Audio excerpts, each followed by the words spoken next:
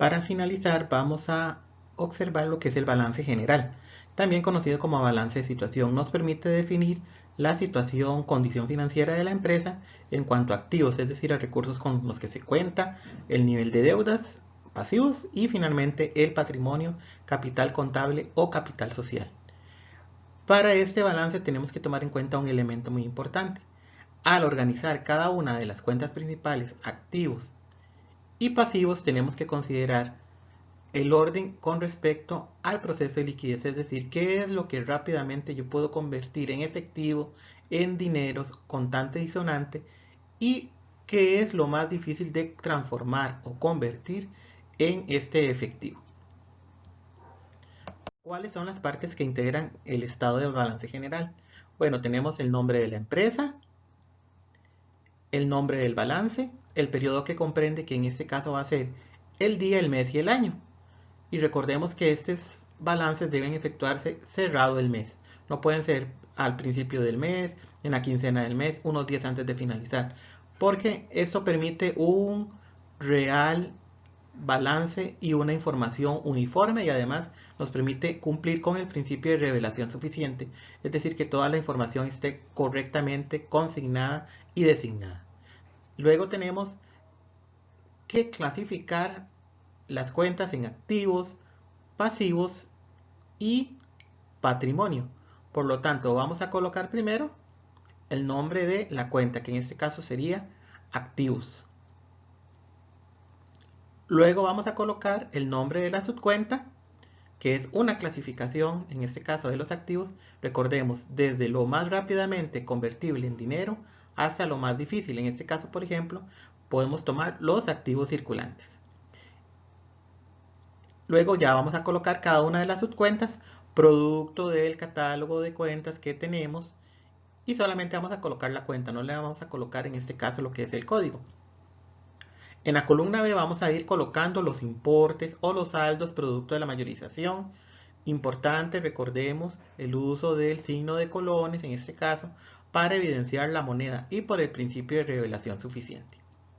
Así lo hacemos con cada una de las cuentas de activos, su subclasificación y su respectiva subcuenta, los montos correspondientes, y al final vamos a colocar total de activos, y en la columna C en negrita vamos a colocar la suma a la que corresponden estos activos y con el signo de colones. Recordemos el principio. Luego vamos a colocar el título de pasivos y luego los tipos de pasivos a los que nos estamos haciendo referencia, recordando lo que es más fácilmente convertible en dinero y luego lo más difícil al final. Igual la subclasificación, el tipo de cuenta, producto del catálogo, y luego cada uno de los importes en la columna B. Y en esa columna B igual con el signo de colones por el principio de uniformidad o revelación suficiente. Y luego vamos a totalizar al final de todos los registros de los pasivos el total de pasivos. ¿Y qué vamos a colocar? Vamos a colocar la suma total a la que corresponde. Igualmente en negrita y en signo de colones para revelación suficiente. Además va a ir en la columna B. ¿Por qué? Porque es una subcuenta, es un subtotal, dado que el principio, recordemos, de la ecuación contable, activo es igual a pasivo más patrimonio. El activo sí lo podemos totalizar en un general, pero lo que es los pasivos van a ser una subcuenta al igual que el patrimonio. Al unificar ambas cuentas, sí podemos utilizar entonces la otra columna. Y luego vamos a colocar lo que es capital o patrimonio, capital contable o capital social, y luego vamos a ir colocando cada uno de los elementos. Importante, en el balance general siempre vamos a colocar la utilidad ganancia del periodo, y esto se va a tomar del estado de resultados. Luego vamos a totalizar total de capital o patrimonio en la columna B en negrita con el signo de colones, y al final total pasivo más capital más patrimonio, y en la columna C vamos a totalizar estos elementos. Importante, este balance general debe tener la condición de que los activos nos deben dar igual que la suma del capital y el patrimonio. Recordemos el capital social es muy importante también para la empresa y además, según la cuenta de activos es igual a pasivos más patrimonio, debemos contemplar este elemento. Si no tuviésemos en este caso lo que es el capital social, patrimonio, podríamos tomarlo a partir de la fórmula que les mostramos por acá. Para determinar el capital, capital social o contable o patrimonio, podemos utilizar la fórmula patrimonio es igual a activo menos pasivo. Entonces, repasando, vamos a tomar en cuenta los pasos para el balance general, utilizando obviamente una hoja de cálculo. Número 1. En el mismo archivo donde se localizan los asientos de diario, mayorización, balance de resultados y estado de resultados, vamos a colocarle un nombre a la hoja número 5, que sería balance general. En las columnas A y B y C también, la fila 1, 2 y 3, ahí vamos a iniciar este balance o este estado. Vamos a proceder a combinar y centrar cada fila por separado, desde la columna A hasta la columna B y C también, y colocar en la fila 1 combinada el nombre de la empresa, en la fila 2 combinada el título de balance general o balance de situación, en la fila 3 combinado el periodo que comprende, recordemos que es al, el día, del, el mes, del y el año. Dejamos la fila número 4 en blanco y vamos a iniciar ya con el balance como tal. Vamos a colocar primero el título del nombre de la cuenta, en este caso va a ser activos. En la siguiente fila ya vamos a colocar el nombre de la subdivisión de la cuenta. Por ejemplo, tenemos activos y tenemos cheques. A cheques corresponden a activos circulantes. Entonces va a ser la clasificación activos circulantes. Debe registrarse desde lo que rápidamente podemos convertir en efectivo hasta la subcuenta que tardan más en convertirse en dinero. Por ejemplo, un cheque yo lo voy y cambio y rápidamente lo convierto en dinero.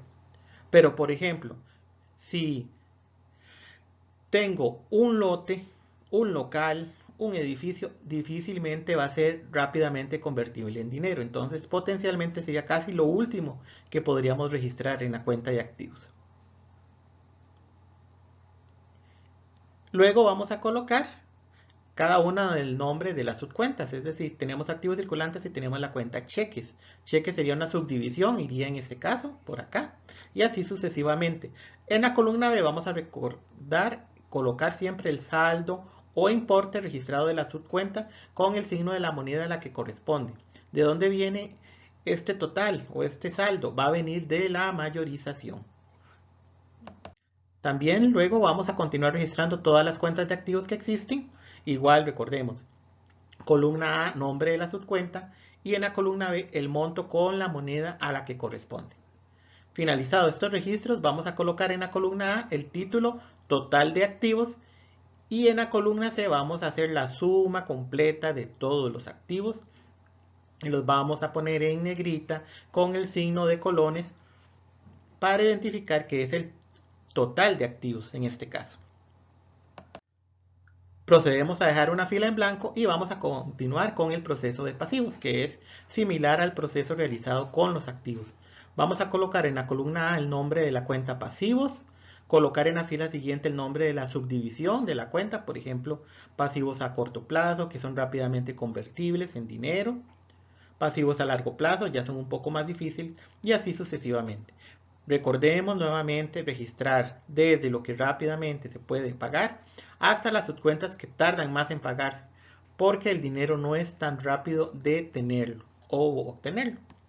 Colocar en la fila siguiente, en la columna A, el nombre de la subcuenta que aparece dentro de la clasificación.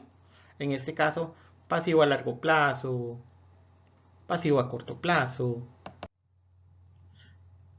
Y vamos a colocar en la fila B el saldo, el dinero, al monto al que corresponde en la subcuenta con el signo de la moneda a la que corresponde. Este nuevamente es un elemento procedente de la mayorización. Vamos a continuar registrando las cuentas de pasivos que existen hasta terminar y luego vamos a colocar el título de total de activos en la columna A cuando ya concluyamos todos estos registros de pasivos. Vamos a colocar en la misma fila del título del total de pasivos en la columna B porque es un subtotal, porque estamos considerando la ecuación contable activos es igual a pasivo más patrimonio, o sea que el total general va a ser la suma del pasivo más el patrimonio. Vamos entonces a colocar en esta columna B la suma del total que nos da como resultado sumar los pasivos con la moneda a la que corresponde y en negrita. Vamos a dejar una fila en blanco y continuamos con la siguiente cuenta del capital o patrimonio, colocando en la columna A su título, que sería título, en este caso capital o patrimonio. Luego vamos a colocar en la siguiente fila, en la columna A, el nombre de la subcuenta que aparece dentro de la clasificación, que está en el catálogo de cuentas, por ejemplo, capital social, capital contable, utilidad, dividendos, etcétera, etcétera, etcétera. Vamos a colocar en la fila de la misma, en la columna B, el saldo registrado de la subcuenta con el signo de la moneda, que viene en la mayorización, igual con el signo. Recordemos el principio de revelación suficiente y el principio de uniformidad. Vamos a continuar así sucesivamente con todas las cuentas relacionadas con el patrimonio. Columna A, el nombre de la subcuenta. Columna B, monto con la moneda a la que corresponde. Finalizado todo el registro de patrimonio, es importante realizar el último registro, muy importante.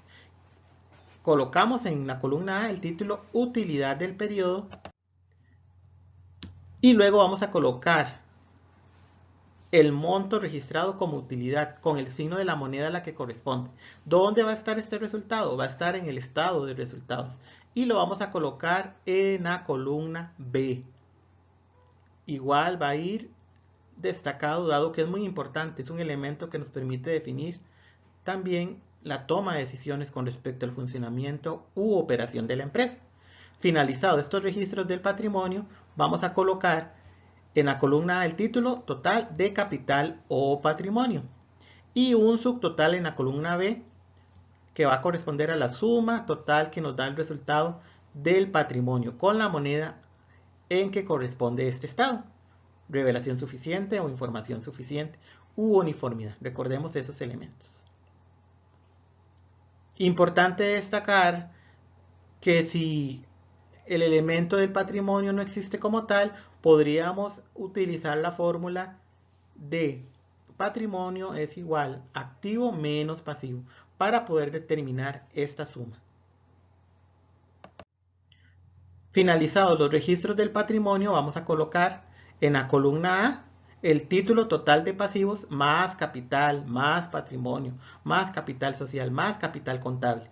Y vamos a colocar entonces, y ahora sí en la columna C, el gran total. ¿Cuál va a ser ese gran total? Vamos a sumar los pasivos del total obtenido más los resultados totales del patrimonio con la moneda respectiva en signo correspondiente, en negrita y recordemos en la columna C.